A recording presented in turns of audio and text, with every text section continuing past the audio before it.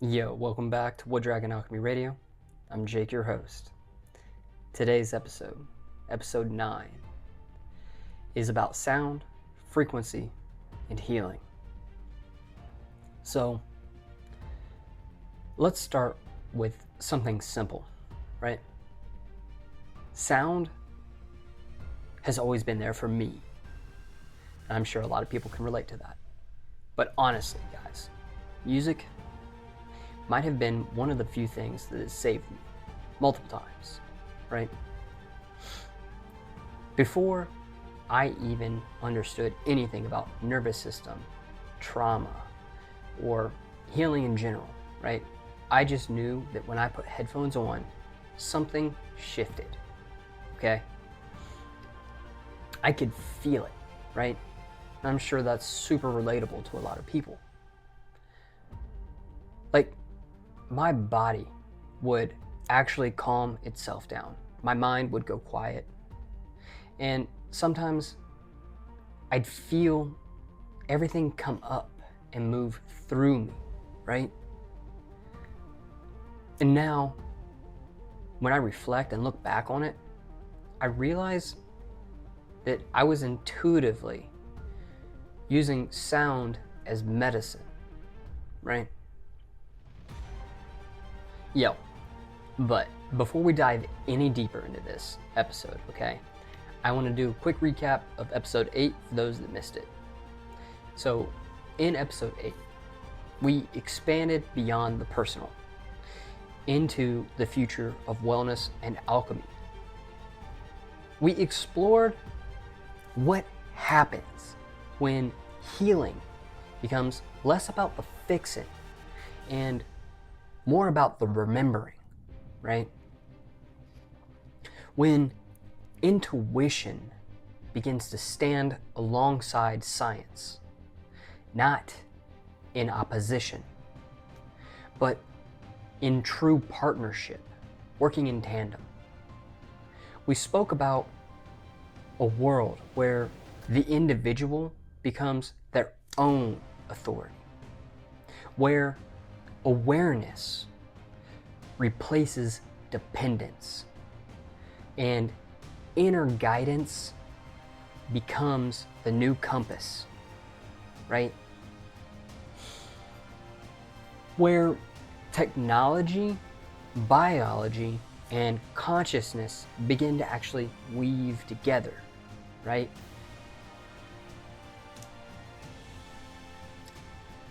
Thus creating new pathways for how we understand health, energy, and even transformation.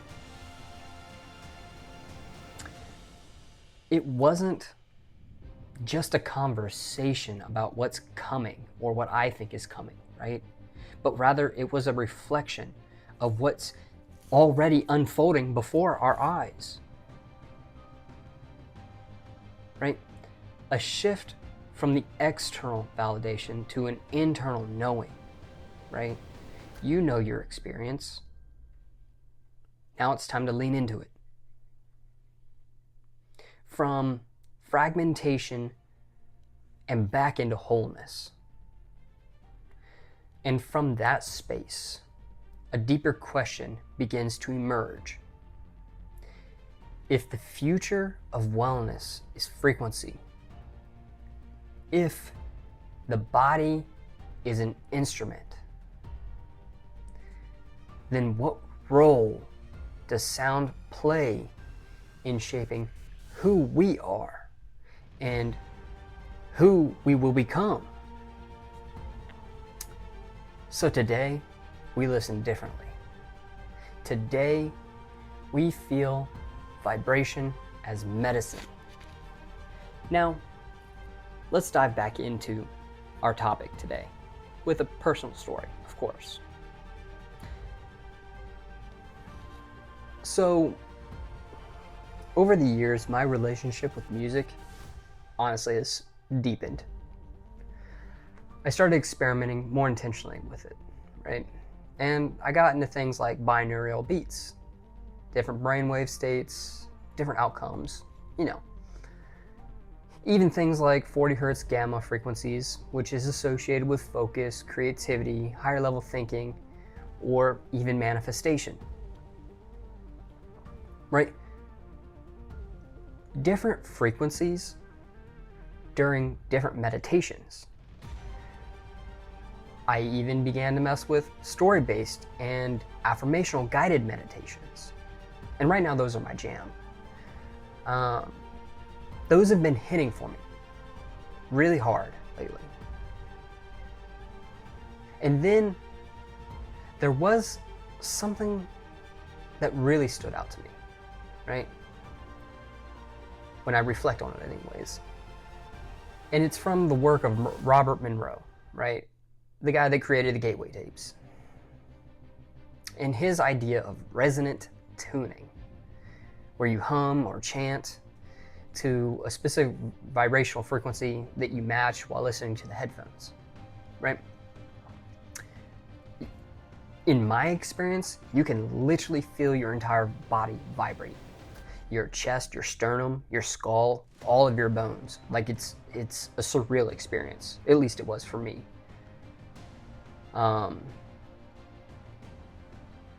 It makes you question, well, what's happening there, right?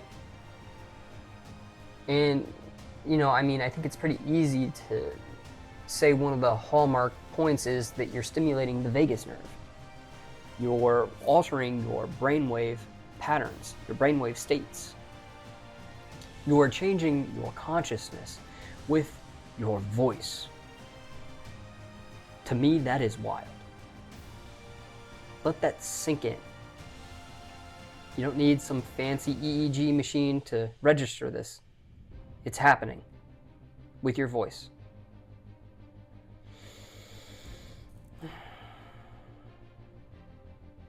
See, now, I use sound all the time, right? When I'm stressed out, I'll put on music. I like to move. I like to dance. I like to shake it out, right? I think dance therapy is one of the best things that you can actually do. Investigate it for yourself. If I need clarity on something, right, I'll use specific tones or binaural beats or some kind of guided meditation that will lead me to my own inner awareness, right?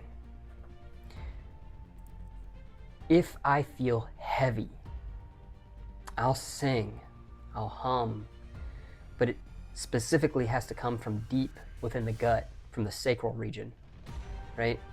That also stimulates the vagus nerve. And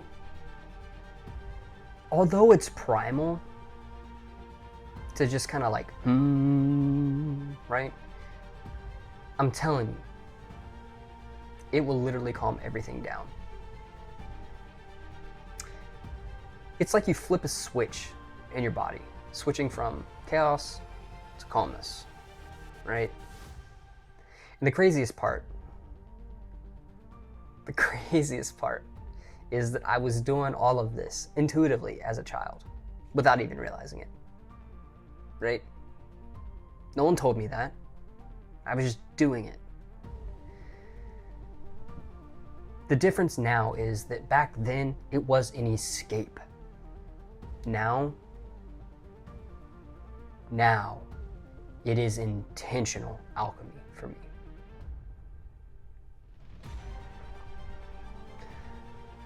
So let's bring some science into this for those that care. Sound is not just something that we simply hear, okay? It's something we become influenced by. Research shows that music can lower cortisol levels, aka the stress hormone. It can reduce your heart rate and your blood pressure. And it can help regulate the autonomic nervous system. Sound quite literally shifts your physiology. Now we go deeper. Back to the primordial humming, or not primordial, primitive humming. Chanting like Om, or even the Vu techniques, have all been shown to activate the parasympathetic nervous system, right? That's your rest and digest state, your relax and recover mode, your recharge mode, which means that chanting isn't just a spiritual tradition, it's a biological regulation mechanism. Interesting. Then there's binaural beats. Right? For those that don't know what binaural beats are, it's just two different tones playing different frequencies in each headphone, right? So then when you hear it, the brain interprets it as a third singular frequency. And the neat thing is your brain begins to entrain to that sound, that frequency, that brainwave pattern. Meaning that your brain waves begin to match the frequency you're listening to. Okay? So then relaxation, focus, meditation, even altered states of consciousness can all be influenced through binaural beats, through sound.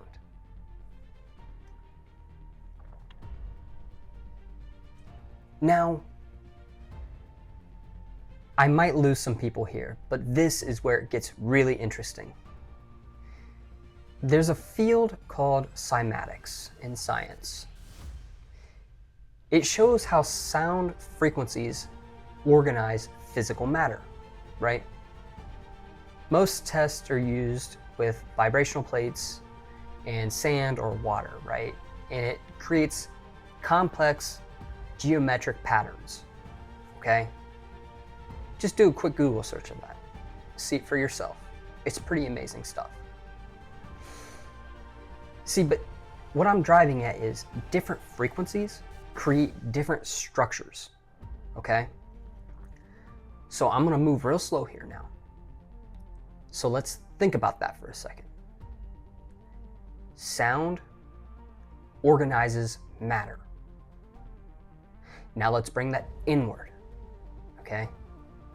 You know, and I know you know, that your body is mostly water, right? Your cells are responsive to vibration. Your brain operates on electrical frequencies, right? So I'm gonna stay slow. So if sound organizes matter, and you guessed it, are matter, then what is sound doing to you?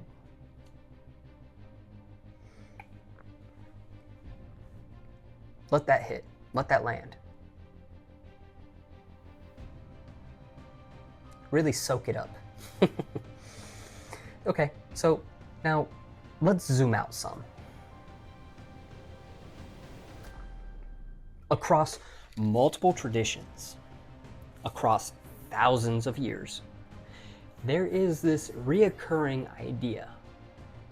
Sound is the origin of creation, right? For example, in the Bible it says, "In the beginning there was the Word." In ancient Hebrew teachings, Ra'uk, breath, spirit, wind. In Islamic tradition, Kun Fayakun, God says be, and it is. In ancient Egyptian theology, the god Ptah creates the world through thought and speech. In the Vedas, Vak, sacred sound as the creative force of the universe. Even in Greek philosophy, pneuma, the breath that animates life. All different cultures, all different timelines, all the same idea. vibration, sound, breath literally creates reality. So let's connect the dots, right? Cymatics shows frequency organizes matter. Neuroscience shows frequency organizes brain states. Follow along. Biology shows frequency affects cells. So, across multiple levels and layers, frequency is shaping structure, behavior, and experience. Which, for me, led me to a really powerful question. What are you tuning yourself to every day? Right? Think about that. Let it really hit.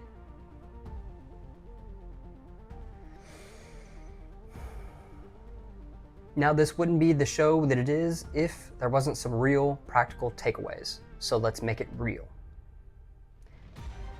Here are a few simple ways to start using sound intentionally. Okay? Humming. We discussed it earlier in the episode.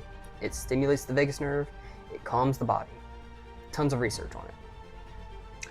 Chanting and toning regulates your breath and ultimately the vagus nerve and nervous system. Tons of research on it. Intentional music listening. Now this is more on your part because you have to choose what you actually listen to.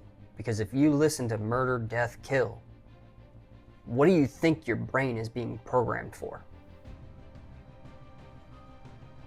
No judgment, just awareness. Binaural beats, right? With those, you can quite literally choose the state that you're trying to produce, right? Focus, relaxation, a meditative state, an altered brainwave pattern, whatever.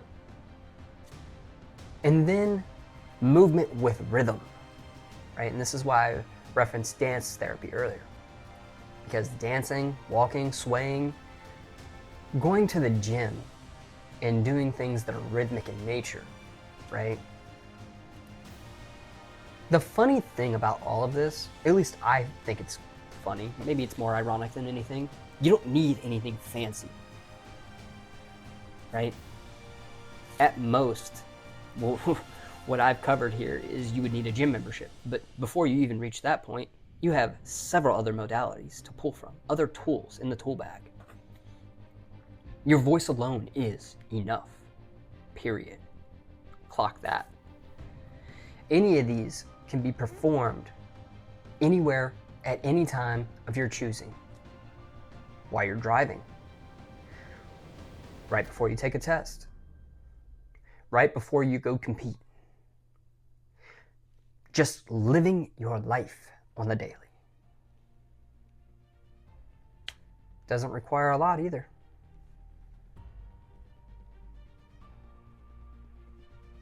So, here's the truth. Sound is one of the most accessible tools that you will actually have access to in real time. It is always with you. Your breath, your voice, your ability to listen. And when you start using all of these tools intentionally, you realize something very profound in my opinion. You can quite literally shift your state in real time. I mean, that's just regular emotional regulation, right? I mean, of course, it feels like in today's age, there's nothing regular about it. And the fun thing for me, and I think that's what leads to the most success overall, is you're not forcing it. You're choosing it. And that's way different. way different. Right? Because you're not thinking your way out. You're tuning yourself quite literally different at the cellular level.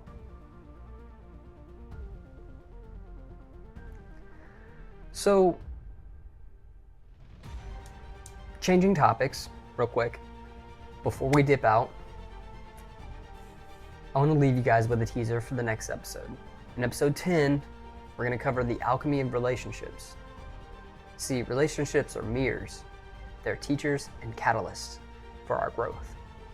We'll dive into the science of attachment and the spirit of soul contracts, weaving my own personal stories of intimacy and transformation, and we'll discover how love itself is an alchemical fire. So, I'll leave you with this. If frequency shapes your state, and your state shapes your perception, and your perception shapes your reality, then that begs the question, what kind of reality are you creating? Through what you listen to, through what you consume.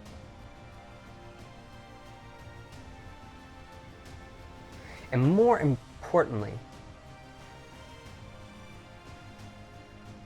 and definitely, what happens when you become the one choosing the frequency?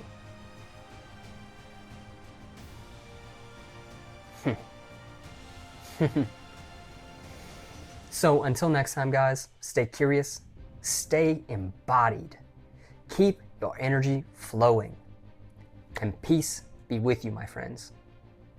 Jake out.